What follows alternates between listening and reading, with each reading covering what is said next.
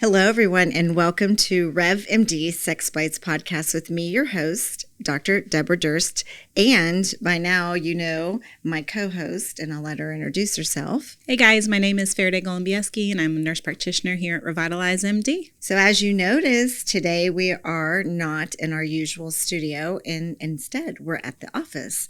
And so welcome to Revitalize MD, the office, and we're going to do podcasts every once in a while from here because it's fun. And we get more work done. Correct. Absolutely. So we always have some interesting, kind of requests to speak about. So today we were going to talk about the sexual response cycle. In the process, we do our research before we sit down and have these conversations, and we talk about ideas, and then we get requests from people on the internet or in the office or things we find that we think would be interesting to talk about. And this time, as we're doing our homework for the podcast and going through and learning about, notes for the cycle, we started to kind of go a little bit of a different way. We typically go pretty medical, right? This time we did a little bit of that, but we also delved in a little bit to the history of the people behind the sexual response cycle and the history of how this data and science came to be.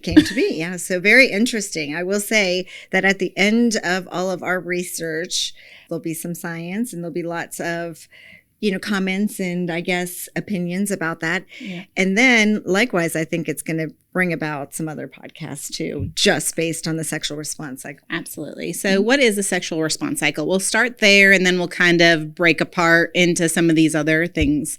The sexual response cycle is typically 4 stages. It does vary a little bit, but the originators of the original research were William Masters and Virginia Johnson. So Masters and Johnson.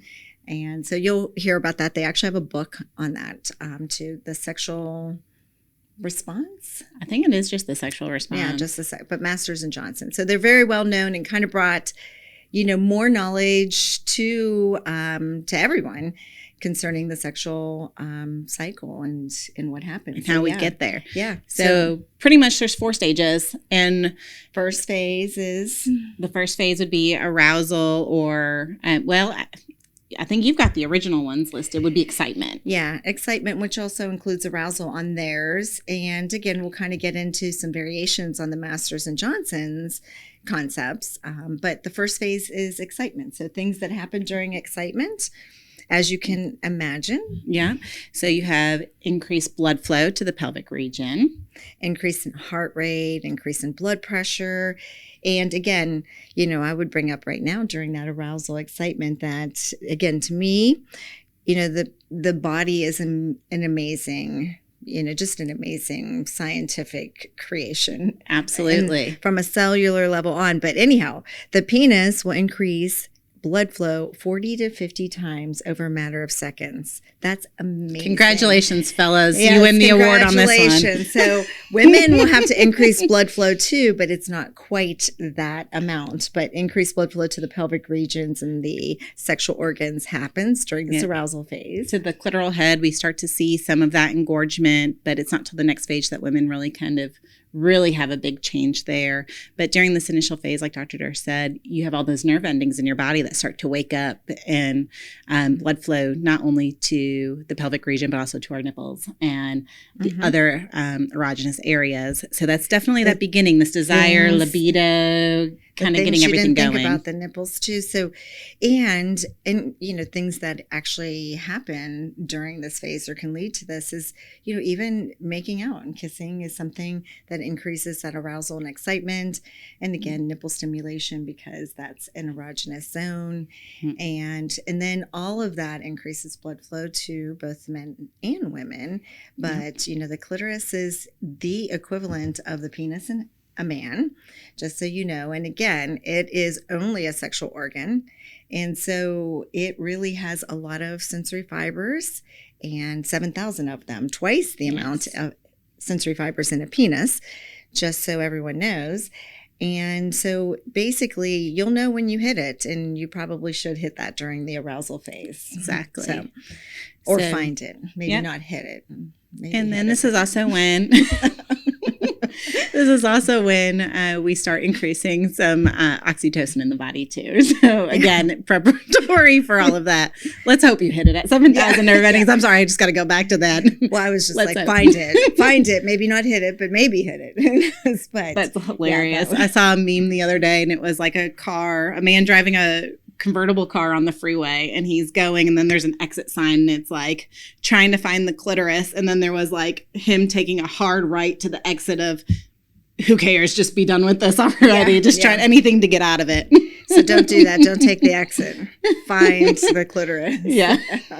So it's such an important part of arousal. So again, if we're increasing heart rate and blood pressure and blood flow, then we're increasing arousal to the area. You get an erection with men, and women get, an erection, pretty much, a clitoral. Absolutely. Erection, and there is such a thing as that. And then likewise, just making sure that that's part of that excitement and arousal to begin with, because it increases blood flow for women and therefore lubrication, which is important for the next step. Yeah, and that's all in the beginning. So that's just step one. So in that second phase. So it's more of a plateau, what they consider a plateau, and then we'll kind of talk about some variations of this. But so Masters and Johnson, and we're going to get into what that research looked like, which is so much more interesting than the actual science in the phases. But anyhow, so the plateau phase was next, because now they're involved in, some stimulation that's ongoing or sexual activity. And so that's a plateau phase, which doesn't mean that you're not sexually aroused. It's just you're aroused and you're staying there until the third phase. But I think it's important to note that in that plateau phase, you're still building on the steps of that initial phase. So the clitoral head can increase by 2 times in size. We're continuing to have increased blood pressure, increased heart rate, increased respiratory rate. So we're still continuing to have those changes, but they're just sustained. So the initial phase is getting us there. This plateau, or as some call it, arousal stage, is just that maintenance of that and adding to it.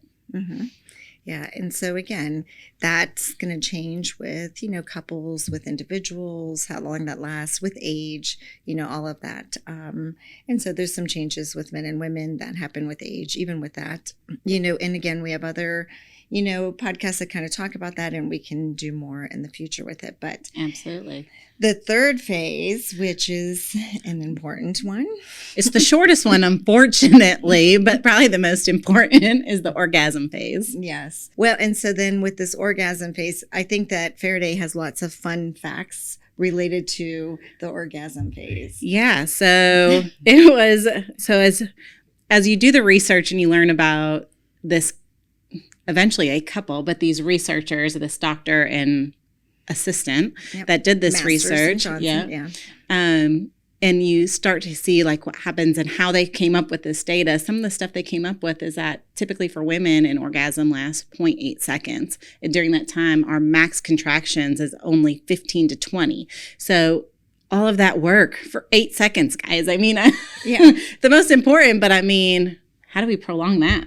Yeah. How do we? It was 0.8 though, right? It was 0.8 seconds. Yeah, so not even a second. Not even a full second. Yeah, and that was like their average, right? Yeah. Yeah. And there was one woman that she had a PR. Yeah, she hit her personal best and had like a max of like 40-something contractions. And I mean, she's a rock star. Let's give her a hand. And how long was hers? It was, for me, it was 46 seconds and 20 per second or something. It was something opposite. I'd have to go back. No, I think it was I think it was 8 seconds and like 46 contractions or something like that. I have to go back and double check, but it was a crazy. Lot longer. That was their highest. And again, quite amazing compared to the average, 0.8 versus an 8.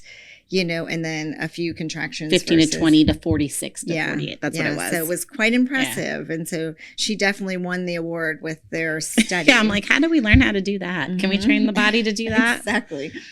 Exactly. When we're talking about all of this, even those first stages do involve what we call the parasympathetic nervous system as well.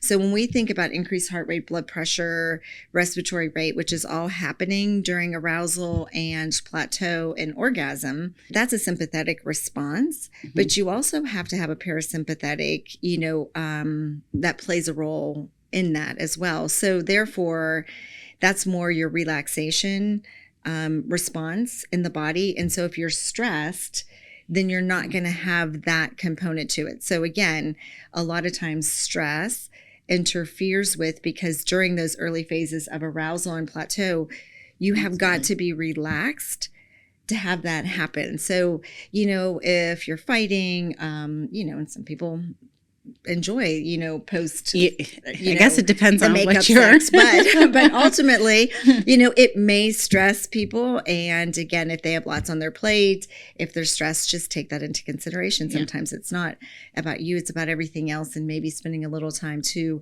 mentally connect with somebody beforehand and de-stress them before you start to embark on your arousal and sexual response. Exactly. And then the last cycle is resolution. So that's when everything goes back to pre-excitement phase. Now, for men, they have a refractory period. Women, we do not. We have that during that resolution phase, while everything else is kind of starting to calm down, blood flows receding, everything is being less sensitive. It's actually that for women, the clitoral head stays sensitive for a 5 to 15 minute period post-sex. So in one of our prior podcasts, Marissa, our esthetician, was on, and she talked about the best time to have sex is after sex. And that kind of hits the nail on the head. Literally, that after sex. You guys are done. And like she said, she's just getting revved up and started.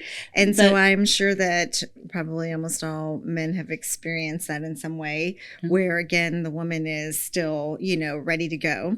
And while we don't have that resolution or refractory period during a resolution, we have increased excitement. So now that there's some and we're still scientific sensitive evidence with it. So we're still sensitive.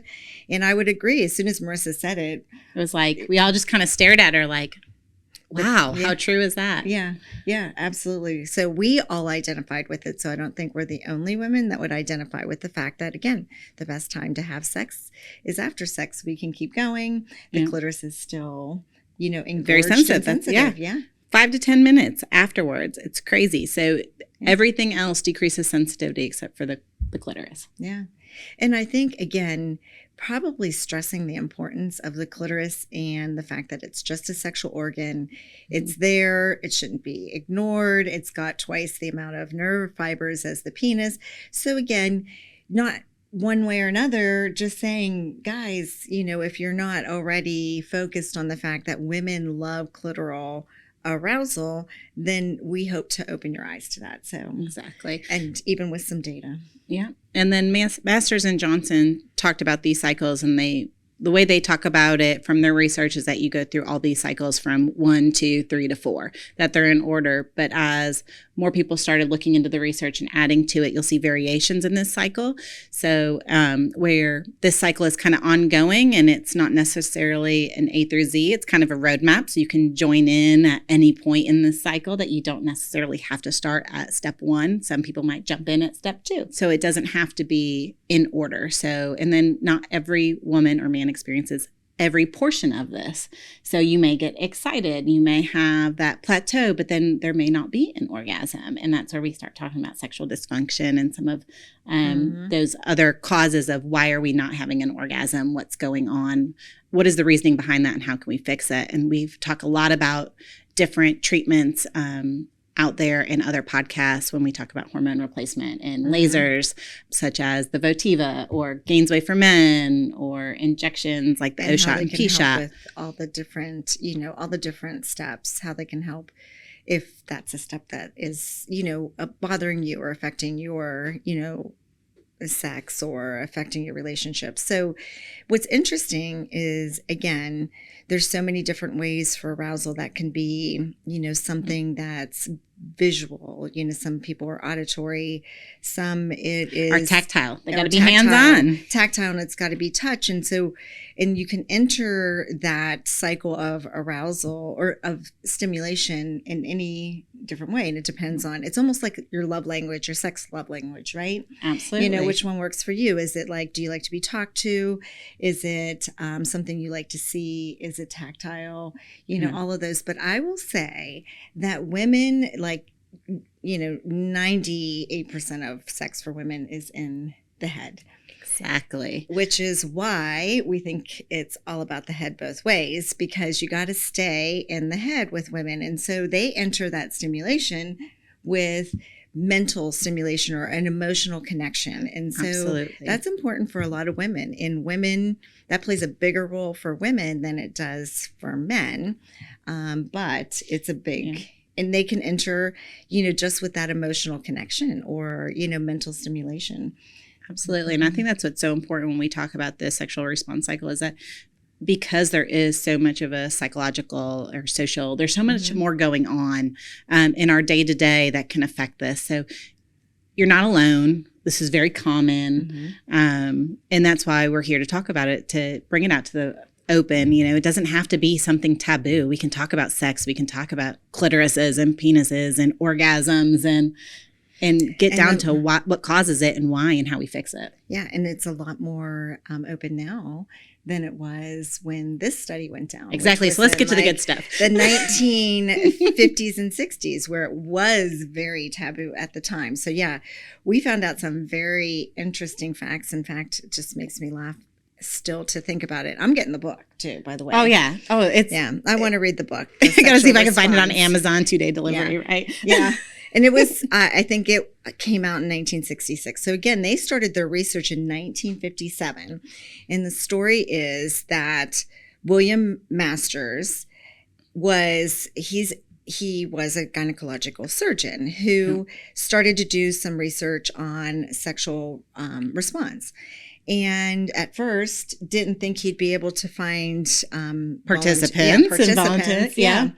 And then he realized that, so he recruited some prostitutes for the early research. Yeah. And that didn't work out so great for him. It didn't work out so great. They weren't present for follow-up. He just said it didn't work. But they did give him a very useful piece of information that for him to really be able to study it well and to get his message out, that he would have to find a woman to do the research with him, because they would need that input from a woman, and all that goes along with that. And so he placed an ad at a university. And again, I don't remember the university now, but placed an ad for this position. And for an assistant researcher. Yes. And so this Virginia Johnson. So she basically was not credentialed for the study. He was a gynecological surgeon, but she had no credentials for it, and wanted to go to school at this university, but then decided she was going to apply for this job. And all she knew was that he was a surgeon, associate professor. And then just imagine that your boss involves you in a research project. That's your job. And over the course of decades. Yeah, all over a long period of time they studied. Long period of time. And I don't know the exact number of years, but they studied 700 participants? Yes. And 10,000 orgasms. Observed in the lab. 10,000 complete cycles of this sexual response cycle that they came up with. So 700 people actively participating in masturbation or sex in front of them on video in a lab, hooked up to equipment that could actually measure physiologic responses. Yeah. And again, at the time, what we knew about the vagina and what happened with sex in the vagina, or even the penis for that matter, but definitely in the vagina, like that unknown organ that people still that was a dark crevice no one talked about. Exactly. I'm not quite sure we still have that down yet, like where we actually really know what's going on in that tunnel of love. We're not sure. But they helped us understand. But again, 10,000 complete cycles of orgasms with masturbation, sex, people hooked up to machines, and being videoed and watched. Yeah. So penis-shaped items with camera heads on them, being able to monitor contractions, right? So how do they know that women have a 0.8 second orgasm with 15 to 20 contractions? Well, because they had them hooked up to machinery. And it just blows my mind to think that this was happening in the late 50s. Think about that time frame. Think about if we did that now. Think if we put out an ad and what that would look like. Yeah. Even compared to then, it was so taboo then. Even now, it's still kind of taboo. But even now, I think that... Well, now I think it'd be less taboo, but I think that... Still controversial. Someone would get their feelings hurt or get sued. Yeah, like somebody would probably be mad they didn't have an orgasm while they were being, part of this. Who knows? But again, it's very interesting. 1957, they started it. Their book came out in 1966. So we know at least during that time frame is when they studied. And it was very taboo at the time. And so this was not, they knew how taboo it was. Yep. And so they knew that this had to be on the down low. So just imagine that. Now they're at a university studying sex, recruiting people, and they're doing it secretly. I mean, like I can't even imagine what would be said now if that happened. Oh, yeah. Like license that would be pulled. Oh, lawsuits. Yes. I mean, I can't even. No, I can't even imagine what would happen. So anyhow, we're lucky that the time was right for that. But by the time they actually came out with the book, then they were they were nervous and prepared for what the backlash might be. Mm-hmm. Because again, most stuff that was talked about openly was pornographic at that time. Yeah. Or prostitution, otherwise people weren't talking about it at all. And then all of a sudden in 1966, this couple comes out with a book.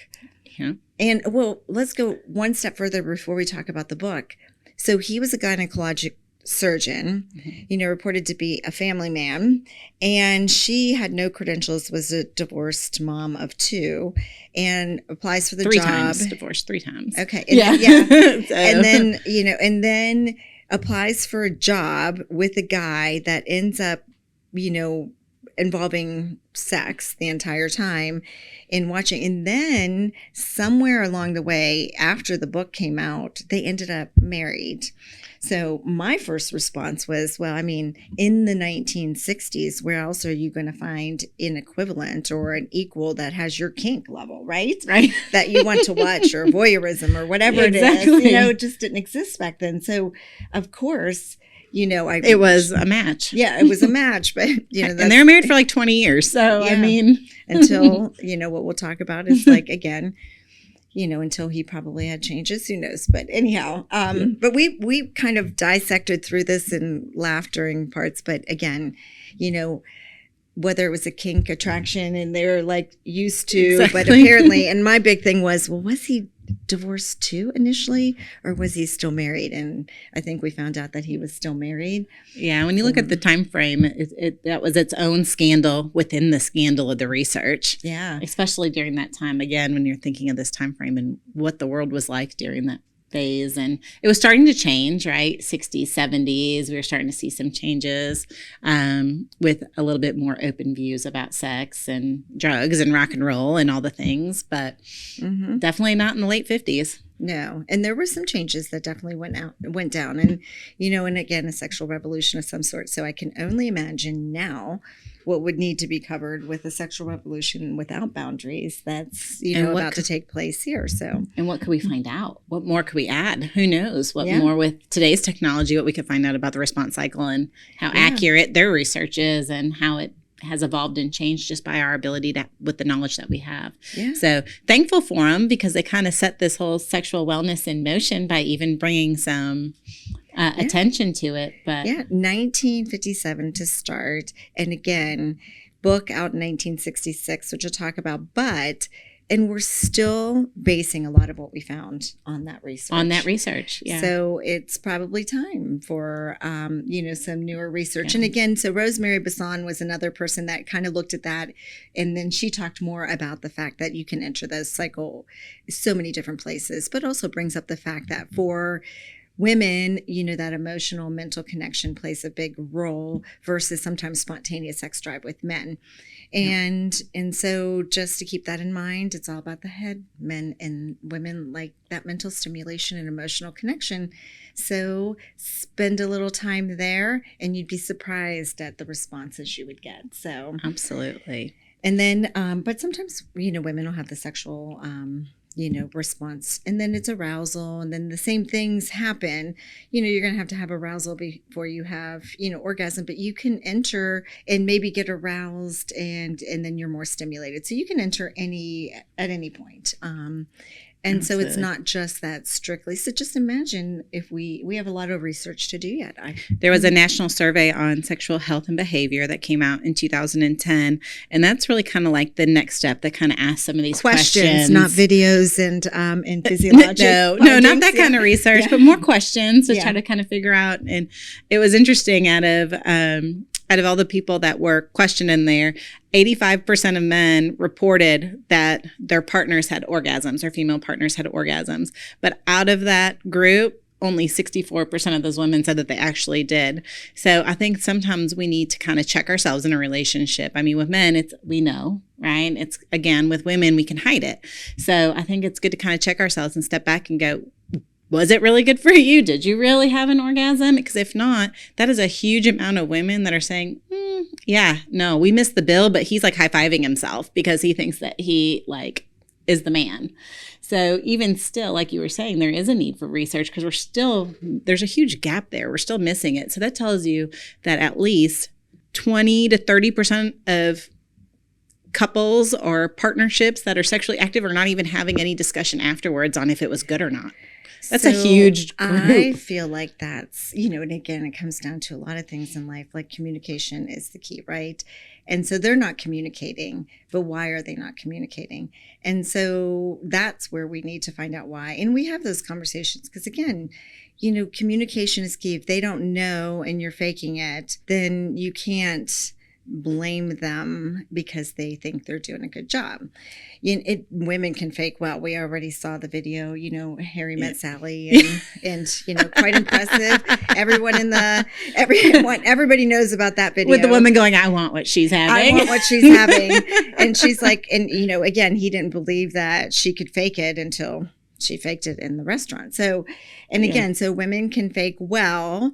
But why are you doing that? And I think that, maybe that communication needs to be better so that women don't need to. That's one thing women you don't need to do anymore is fake it because there's so many different things we can do.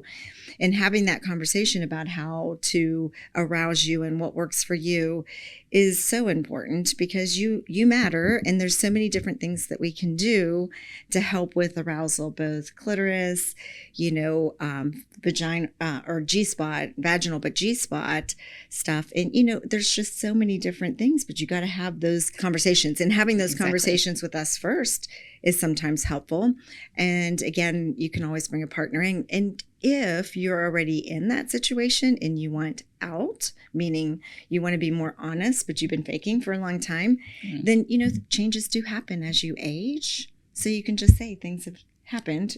I'm noticing changes. And now's the time to address it. Yeah. Right? And we talk a lot about hormonal changes in women, but there's also other things that can affect your inability to have an orgasm or changes vaginally, dryness, stuff like that. So we need to look at antihistamine use, hypertension medicines for diabetes, birth control. Yeah. There is a number of things that can also, because of chronic disease that can lead to some of these changes as well. So I feel like as women, we tend to blame ourselves and say, oh, there's something wrong with us. But it's natural and it happens. And there's lots of other reasons, whether it's hormonal or it is a chronic condition or a medication.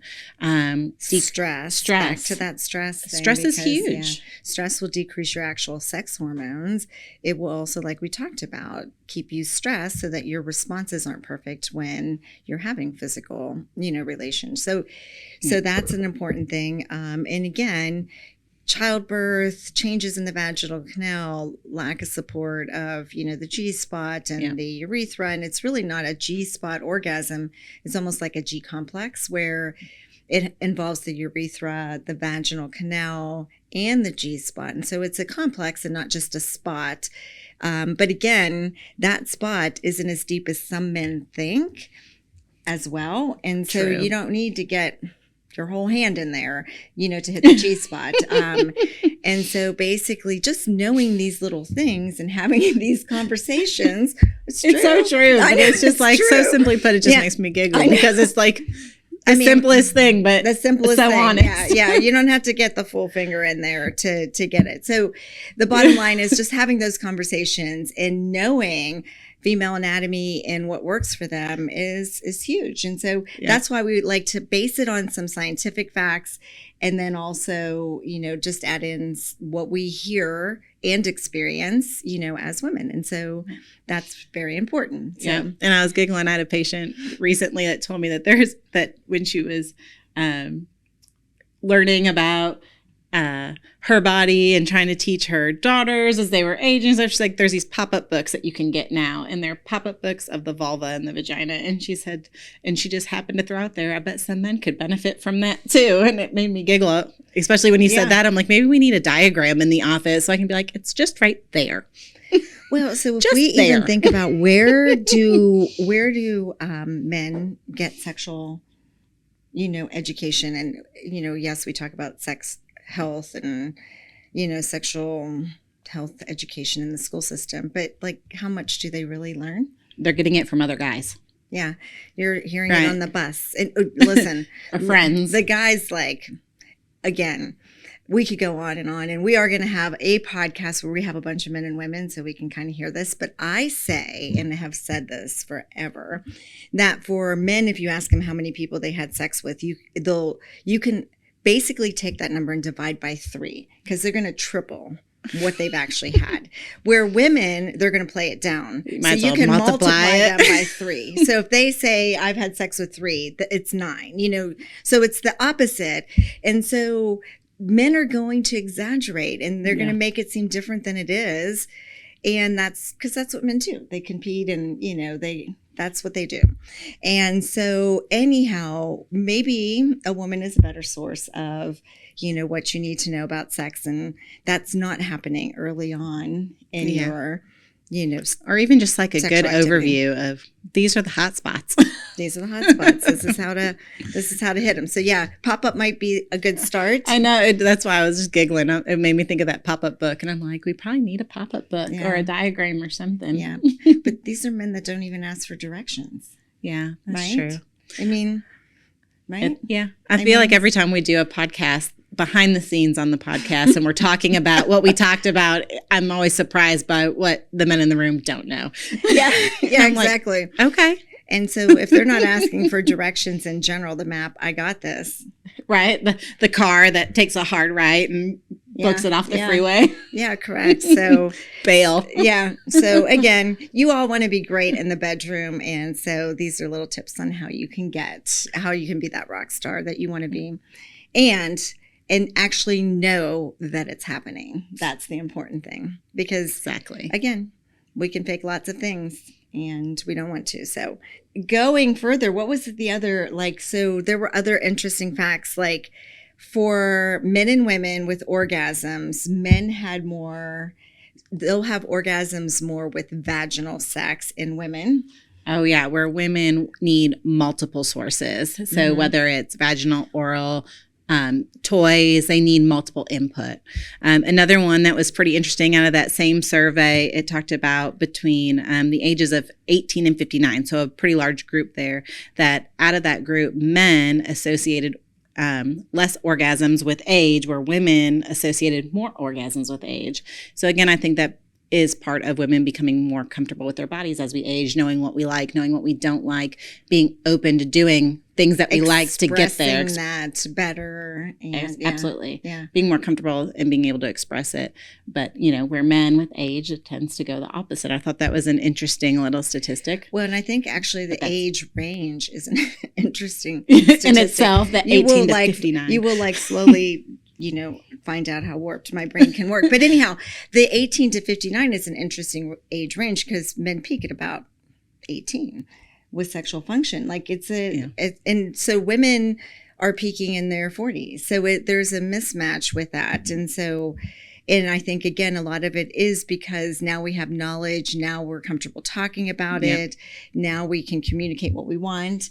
And it's just, you know, a known fact that men peak a lot earlier than that. And so, but again, you can go back to that blood flow thing, right? Mm-hmm. So you're talking about how much blood flow they increase in the body, right? Yeah. What was the percentage? It's like 40 to 50 times baseline in a matter of seconds. Yeah. So if you have blood flow issues with age, cardiovascular disease, other chronic diseases, that's going to prevent blood flow or restrict blood flow, which definitely affects men in that way. And men tend to have more of those issues we see. So we can keep your peak performance duration a lot longer. But again, you know, some studies have shown to say it's, you know, late teens, early 20s. And again, just maintaining that is important. And so that we can peak around the same age, that would be nice. So absolutely. So basically when they asked partnered women their satisfaction with their sexual relationships, only 62% of them reported satisfaction. So that's just saying, again, and these were the questionnaire studies because they weren't any longer involved in the Masters and Johnson study, but we probably need some more of that as well, just to look at how things have changed. Or, you know, get more data. But this is interesting just from asking men and women different questions, you know, that women are less likely to be satisfied. And so only 62% of the people surveyed, the women surveyed were. And likewise, remember that 20% of those women surveyed were faking it. Exactly. During sex. And so just things to keep in mind that, you know, the intent is probably to make you feel good, and women sometimes sacrifice themselves at that cost. Absolutely. And really just being open and honest and having those conversations and not being embarrassed by it will improve the relationship and the sex that you have. So that's my thoughts on it. That's it. I just still think it blows my mind when we talk about what they were, you know. One, they got 700 people to participate. Now you put 700 people in a room and film them having sex or sexual activities. It's definitely the lifestyle. It's a little bit different now. It has a whole different connotation to it. I think it's a whole different name and, you know, and label, which, you know, I don't like labels, but that's what that is. And so what's interesting is they thought too that they would have trouble finding participants, or that there'd be something wrong with the participants, like it wouldn't be reputable people, and that was not the case at all. So again, you know, it just goes to show that back, it kind of gets to the point, and we talked about this when we were in prep for it, is the 50 Shades of Grey. Like when that book came out, I thought there's no way, and even then we're more open. It's completely different than the 60s, but I thought there's no way that, like, you know, like my mom or, you know, someone older than that's going to read that book. And then I went on vacation and every single woman on the plane and on the beach had that book in their hand. And so it was a huge hit. So it just goes to show people. All those you thought weren't reading it were reading it. Yeah. That's for sure. So they want that. You know, there's taboo things that they want, and we just don't talk about it enough yet. Exactly. So. But they're seeking it out. It was on the bestsellers list, and it was like crazy. Weren't there multiple like versions of it, or just movies or something? There were movies and like 3 books maybe. Yeah, there were at least multiple movies. I know there was a few books and there was a few movies that were made. Yeah. So very interesting. And so this book that they actually brought out in 1966, likewise, 1966, The Sexual Response, first book of its kind at that time. Yeah. And they weren't sure how that would go. And it was on the bestseller list for 6 months. So just like, the 50 Shades of Grey, back then, people, that's what they wanted to hear. And that's what they wanted to read about and learn about. So now one is a made up scenarios with all kinds of dark and sexual acts. The other is research, but still, same thing. People are seeking out the information one way or another. Yeah, no, and it was a huge success. It, made them famous, and to this day, we're still talking about their scientific findings. And again, bestseller list.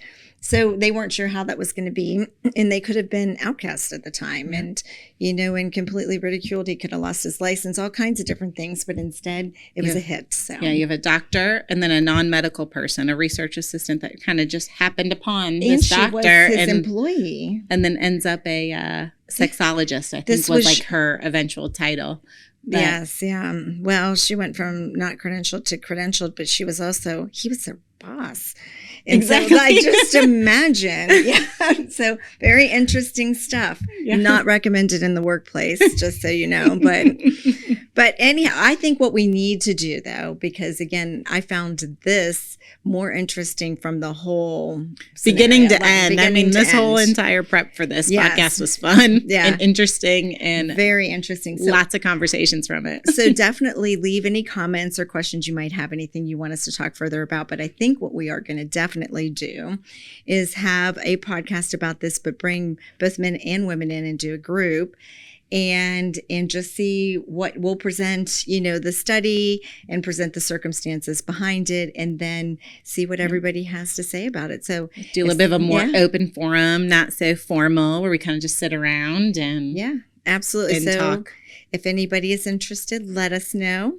Otherwise, again, subscribe, hit the bell, and share with friends and family and partners.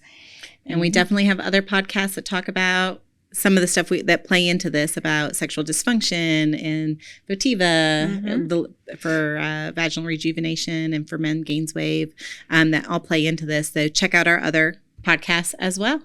Yeah, because we really actually meant to go into more like the sexual response and how we can change it. In each one of those response, steps, we basically have some treatments that can assist with it. But it was so interesting that we definitely have lots of videos on the other, and we have lots of services that can help. We just thought that this was such an interesting study and book that we just had to talk a little bit more about that. So definitely let us know if you want to know anything else or anything else you need us to talk about or want us to talk about on the podcast. And we're willing to deep dive into anything sexual wellness. And we're here to revitalize your look, your health, and your sex life.